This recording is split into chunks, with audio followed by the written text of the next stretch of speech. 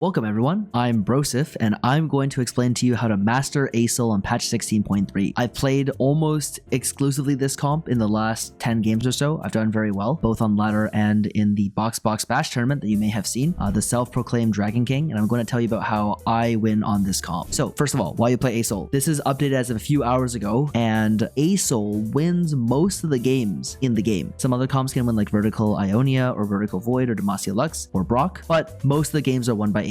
So if you want to win, Asol has got to be in your repertoire. Also, if you take a look at the top 4 rate, or the top 4 share I should say, Asol also takes up a disproportionate amount in the top 4 as well. People kind of have said that like Asol is very good. People complain a lot about it in low elo. There's a elo range where people can't really stabilize along in this comp because there's not good information on how to make a good board around it. But if you understand Asol like I do and you can optimize it like I do, then it performs very, very well at a very broken level, I would say. All right, winning the game. You win the game with Asol 2 on level 9 with good frontline and good support units. You can win on Asol 1 with strong augments, especially like 2 combat or item augments with good holders, and it has a good matchup into most other boards and can overcome a lot of 3-star 4 costs actually, as long as you have strong tank items and can have Asol deal enough damage, especially if they're melee units. The quest line. There are 2 things in the comp that are hard to unlock or hard to acquire. The Leona 2 for the Diana unlock and the Taric by 4-2. You want to make sure you build a strong frontline for Asol to solo carry and scale up Star Forger.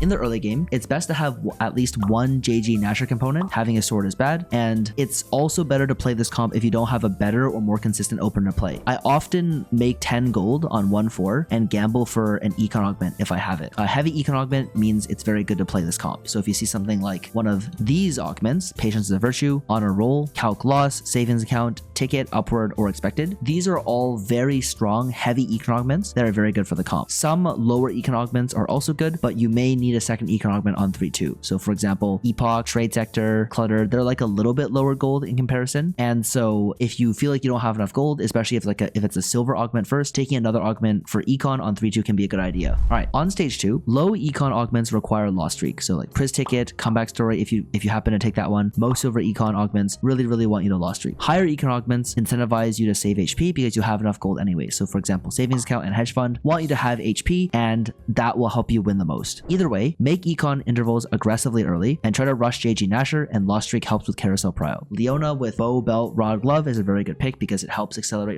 your Leona too, and holding Jarvan to unlock Silas is generally a good idea. You don't always have to commit to unlocking him, so I'm like fairly happy selling Jarvan to make econ early game, but if you can, it's a nice thing to have. For stage 3, items are good to take to finish off Asol items and tank items if you have sufficient gold. If you don't have sufficient gold, taking more econ is good here, and combat is good to take, especially if your Asol items are close to complete, and if you see offensive augments like Glass Cannon, Lotus, or Hold the Line. I think those are all very strong on this unit. On stage 3, roll on 3-5 level 7 for a stable board. Zoe 2, RA2 are the best holders to win. Make sure you hold 1 copy of Aphelios, and here's what you need to know. You don't have to have either Leona 2 or Asol right away. Leona 2 is needed by 4-1 at the latest to unlock Diana for 4-2, which means that it's okay to have Leona by 4-1, but usually I try to roll down again on 3-7 to unlock the Diana for 4-1 and try to use that to kind of stabilize your board. On stage 4, econ is good if you're short on gold, or if you low rolled level 7 on roll down and need gold to spike on 8 and play for top 6, but combat is ideal. It's best to empower Asol with damage augments if you can acquire them. On stage 4, you must roll on level 8 for a stable board, and if your board is strong on stage 4, you can greed some Targon value with Zoe, especially if your upgrade is very minor. So for example, Fiddle 1 and Senna 1 are a little bit better than Zoe 2, but playing Zoe can help with having some shred and getting you more stacks. Roll until 2-star 4-cost tank, then try to push 9 with reasonable frontline, especially frontline upgrades.